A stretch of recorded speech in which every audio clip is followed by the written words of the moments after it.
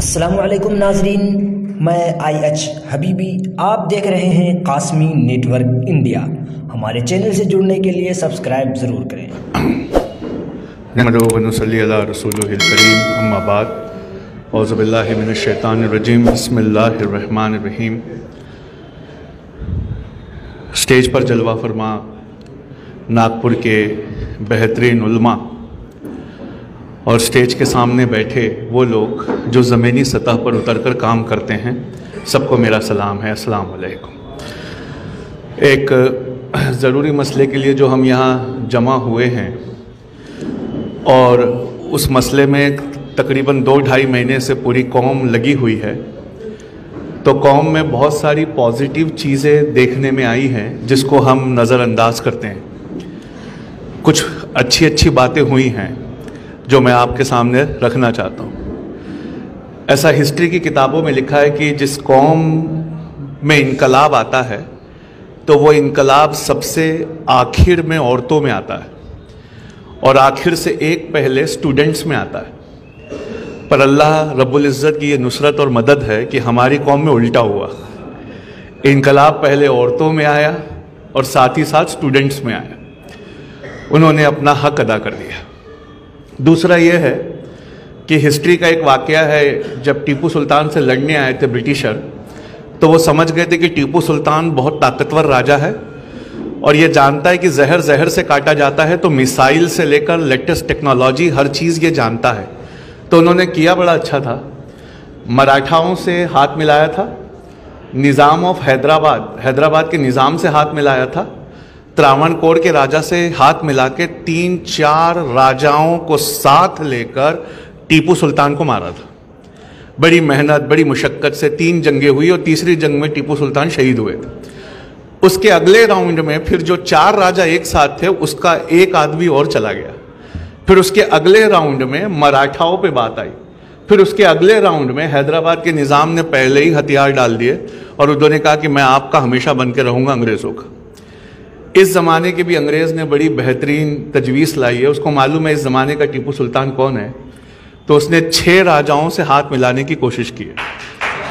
तो ये 6 राजा वो है जिनके नाम CAA में है और हमारा नहीं है, लेकिन इन राजाओं को इतिहास पढ़कर देखना चाहिए अगले राउंड में किसकी बारी है।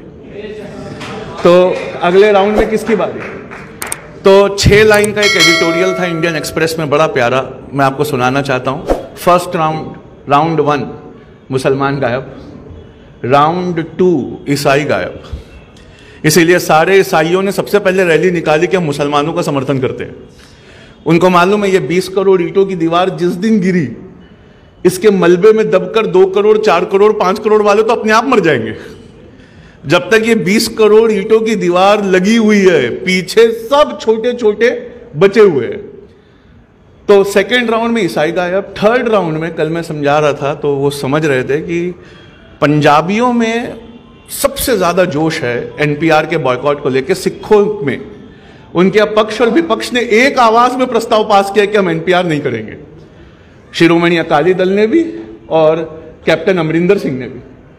तो उनसे पूछा कि ऐसे क्यों, तो उन्होंने कहा कि हमसे ज़्यादा ये कोई नहीं जानता कि जिस दिन मुसलमान गिरेंगे उससे 10 से 15 साल में हमें भी गिराया जाएगा। तो पूछा कैसे, तो कहा कि सिख पंजाब का ही सिख है, पंजाब से बाहर जो सिख है वो सिख कम है, हिंदू ज़्यादा है। तो ये तजवीज़ है इनकी, जब तक आप खड़े हैं हम खड़े हैं। तो सिखों ने आगे बढ़कर समर्थन किया है। राउंड 4 में कोई और जाएगा, बुद्ध। और अच्छा, बुद्धों को ये बात नहीं समझ में आ रही बेचारों को, अब वो समझ रहे हैं कि ये कैसा CAA है कि बुद्ध में फर्क करता है, बौद्ध में फर्क करता है। तो अगर आप बौद्ध है और 3 दुश्मन देशों से आए हैं तो हम हार पहना के आपका स्वागत करेंगे, अफगानिस्तान, पाकिस्तान और बांग्लादेश।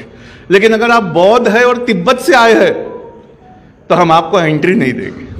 और अगर आप बौद्ध है और श्रीलंका से आए हैं तो हम आपको एंट्री नहीं देंगे। तो बौद्ध को बांटता है ये CAA, बौद्ध हिंदू को बांटता है।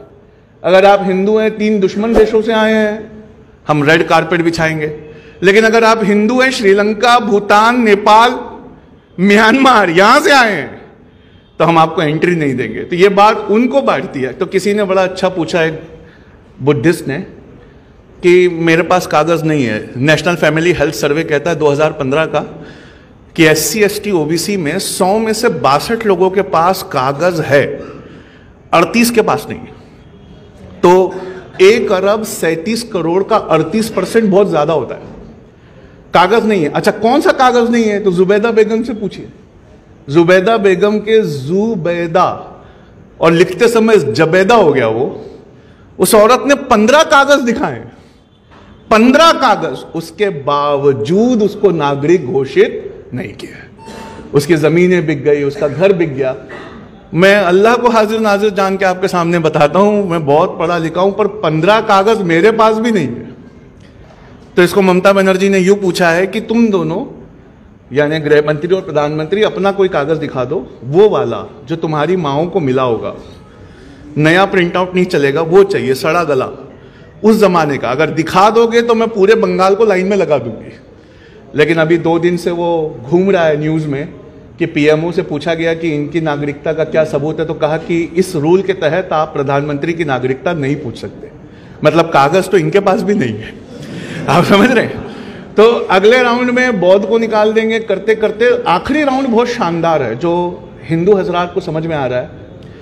आखिरी राउंड में सवाल है, तुम इनमें से कौन हो? Who amongst the following are you? A, proper Hindu, B, Hindu. तो हिंदू भी नहीं चलेगा, वो प्रॉपर हिंदू होना चाहिए। और प्रॉपर हिंदू की क्या परिभाषा है? इनके मूड के हिसाब से चेंज होती है। तो बड़ी पैमाने पर अगर आप बॉयकॉट करते हैं तो ईसाई हजरात बॉयकॉट करेंगे। आप बॉयकॉट करते हैं तो सिख, उन्होंने बड़ा साथ दिया है आपका, वो बॉयकॉट करेंगे। और SC ST OBC, Shibu Soren जो मुख्यमंत्री है झारखंड के, उन्होंने बड़ी प्यारी बात बोली है कि भाई हम कहाँ जाए ये बताओ। हम ट्राइबल है और ट्राइबल के पास कागजात कोई नहीं, और ट्राइबल्स के पास ये सेट ऑफ भगवान को हम नहीं मानते, तो हम कैसे हिंदू हैं आप ये बताओ। तो उस पर मोहन भागवत ने कहा है कि नहीं, तुम्हें लिखना तो हिंदू ही होगा। तो वो भी खड़े हो जाएंगे। और अल्लाह की नुसरत और मदद ये है कि सुप्रीम कोर्ट में लगभग फैसला आ गया। तो पहले बताऊं कैसे आया है। सुप्रीम कोर्ट में हमेशा जब भी कोई कानूनी पेच फंसता है तो सुप्रीम कोर्ट इंटरनेशनल लॉ के मुताबिक डिसीजन देता है। इंटरनेशनल लॉ के मुताबिक कि दुनिया में क्या होता है, उस हिसाब से हम इंडिया में डिसीजन देते हैं। तो वो इंटरनेशनल लॉ मुहैया कौन कराता है? संयुक्त राष्ट्र। वो संयुक्त राष्ट्र, अल्लाह अकबर, पार्टी बन गया है CAA में। और उसने सुप्रीम कोर्ट में, आज तक ऐसा कभी नहीं हुआ कि यूनाइटेड नेशंस अपना काम छोड़कर, कमिश्नर फॉर ह्यूमन राइट्स अपना काम छोड़कर इंडिया के सुप्रीम कोर्ट में आकर एफिडेविट डाल रहा है कि मैं भी पार्टी हूं, आपका CAA या अनकॉन्स्टिट्यूशनल है। अब बहुत डबल टिबल मोटी चमड़ी लगेगी ये कहने को कि CAA संवैधानिक है, वरना असंवैधानिक तो वो उसी सेकंड घोषित हो गया जिस सेकंड संयुक्त राष्ट्र पार्टी बन गया। बहरहाल यहां सब पढ़े लिखे लोग हैं तो बातें बहुत तेजी से समझ में आई, लेकिन किसी बहुत कम पढ़े लिखे इंसान को ही मैंने देखा है अभी दंगों में, वही सबसे आगे था घर जलाने में। वो अभी घर जला रहा है लेकिन उसको ये बात समझ में नहीं आ रही है, और वो ये है कि जब वो फंसेगा NRC में तो वो कहता है कि मुझे CAA बचाएगा। भाई NRC में मेरे पास कागज नहीं है, फंस गया मैं, लेकिन मैं मुस्लिम नहीं हूं तो मुझे कौन बचाएगा? CAA। कैसे बचाएगा? तो कसम खा के मुझे एक हलफनामा देना है कि 2014 से पहले मैं 3 दुश्मन देशों से आया। बिलफर्ज मैंने कसम खा के हलफनामा दे दिया कि 2014 से पहले मैं 3 दुश्मन देशों से आया हूं। तुरंत मुझे ठप्पा मार के क्या मिल जाएगी? नागरिकता। जैसे ही नागरिकता मिली मैं फंस गया। मैंने कसम खाई है कि मैं 2014 से पहले 3 दुश्मन देशों से आया हूं। आपने मुझे नागरिकता दे दी, लेकिन कसम खाते ही मेरे 10वीं 12वीं के सर्टिफिकेट का क्या? क्योंकि मैंने 10वीं 12वीं और ग्रेजुएशन तो इंडिया से किया था। वो जो 3 प्रमाण पत्र लेकर मैं नौकरी मांगने ढूंढ रहा हूं, वो तीनों कहां के? इंडिया के। अब वो इंडिया के हैं, लेकिन कसम खा के मैंने कहा है कि मैं अभी आया हूं। 2014 से पहले। तो अब वो कसम मानी जाएगी कि वो 3 सर्टिफिकेट मांगे जाएंगे, इस बात पर बहुत बड़ा पचड़ा है। आप समझ रहे हैं? तो ये भी फंसने वाले हैं। वो आखिरी राउंड में वही लिखा हुआ है कि which you are you a Hindu और अ प्रॉपर हिंदू। तो बड़ा मज़ेदार ये है इसमें कि हम तो, किसी ने लिखा है बहुत प्यारी चीज़, मैं आपको सुनाना चाहता हूँ। इंडियन एक्सप्रेस ने बहुत शानदार चीज़ लिखी है। थोड़ा सा दिल कभी कभी बैठता है, वैसे तो दिन भर जोश में ही रहता है आदमी। ऐसी कौम देखी नहीं थी कभी। ऐसा लगता था कभी अपनी ज़िंदगी में तो ये जिंदा नहीं होगी, ऐसा लगता था, फिरकों में बटी हुई वगैरह वगैरह। लेकिन अचानक उठ के खड़ी हो गई। और यही अंसार कम्युनिटी हॉल में कितने वलीमों की डेगे बनी थी यहाँ, आज सब बैठकर कौम की फिक्र कर रहे हैं। अंसार कम्युनिटी हॉल को भी ये अंदाज़ा नहीं था कि मैं अपनी इसी ज़िंदगी में एक मीटिंग ऐसी भी देखूंगा। बहरहाल ये जो बेदारी आ रही है, कभी कभी दिल बैठता है तो दिल सोचता है कि यार क्या होगा अगर हमारे कुछ लोग डिटेंशन चले जाएंगे। कुछ लोग अगर डिटेंशन चले गए तो हमारा क्या होगा। जैसे आतंकवाद से हमारा दूर दूर तक लेना देना नहीं है, और मेरी एक तकरीर है कि लफ्ज़ आतंकवाद से सबसे बड़ा नुकसान ही हमको हुआ है। जितना बड़ा नुकसान लफ्ज़ आतंकवाद से हमको हुआ है, दुनिया में किसी को नहीं हुआ। लेकिन आज आप हर जगह देखो, गुस्से में, एंगर, शॉर्ट सर्किट नेशनैलिटी, वो कहते हैं तुम आतंकवादी हो। तो अगर 1.5 करोड़ 2 करोड़ लोग कागज नहीं दिखाने की वजह से नागरिक नहीं साबित होते हैं, तो 20 करोड़ के यहां ठप्पा लग जाएगा कि आप भी यहां के नागरिक नहीं हैं। तो जिनका कागज कबूल करेंगे वो और कहेंगे ये कागज बहुत सही है, तो ठप्पा मार के एक एनआरसी कार्ड देंगे।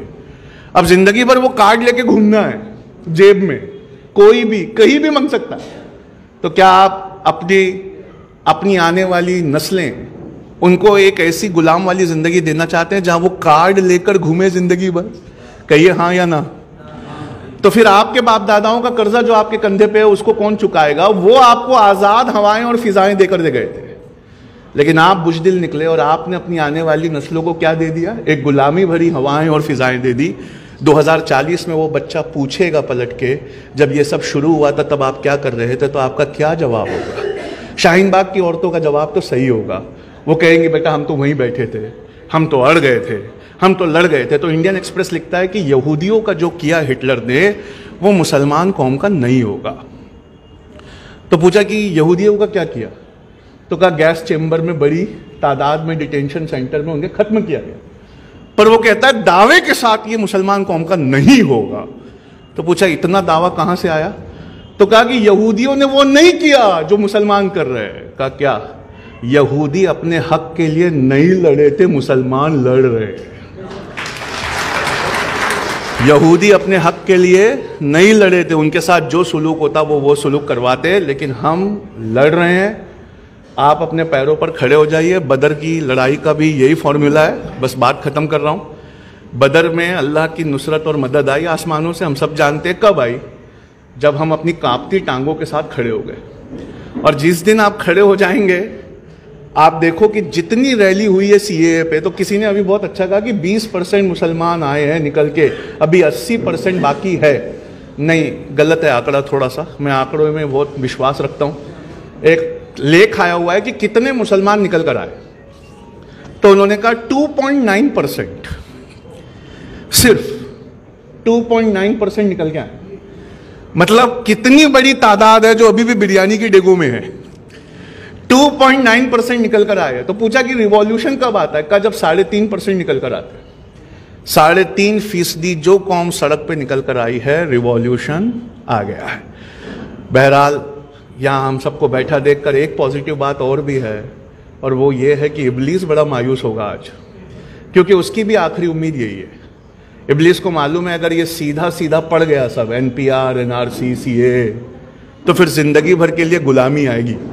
लेकिन उसको मालूम है कि अगर ये उल्टा काम कर गया, और क्या कर गया, ये इनको एक कर गया, तो इसके बाद जिंदगी भर के लिए इब्लीस मायूस हो जाएगा। और ये इब्लीस मायूस होने की कगार पर है। मैं आपको एक बहुत प्यारी सी बात बताऊं, मिंबरों पे खड़े होकर इकोनॉमिक और सोशल तकरीरें हो रही हैं, और यहाँ पर हम सब बैठे हैं, हम सब लोग एकदम अलग अलग मकतबे फिक्र के लोग हैं, पर यहाँ सब साथ बैठकर एक बात समझ गए कि पॉलिटिकली, इकोनॉमिकली और सोशली हम सब एक हैं। NPR 2010 के फॉर्मेट पे करने की बात अगर 3 राज्य कर रहे हैं तो वो इसलिए कर रहे हैं कि मुसलमान ने ये ठान लिया है कि मैं खड़ा होऊंगा। आप भी खड़े होइए। दिल्ली में इन्होंने हिम्मतें तोड़ने के लिए इतना कुछ किया, आप नहीं समझ सकते किस कदर बड़े पैमाने पर वहाँ लोगों को मारा गया है। लेकिन मैं आपको एक आंखों में आंसू छोड़ती हुई बात बताकर बैठता हूँ। जाफराबाद एक इलाका है, वहाँ पे कुछ औरतें बैठकर प्रोटेस्ट कर रही थी। जब पुलिस आई, फायरिंग हुई, लोग मरे, तो हमारी औरतें अंदर भागी। लेकिन जब पुलिस चली गई, फायरिंग बंद हुई, तो वापस आकर वो प्रोटेस्ट में बैठ गई। तो वो देखकर इतना रोना आया।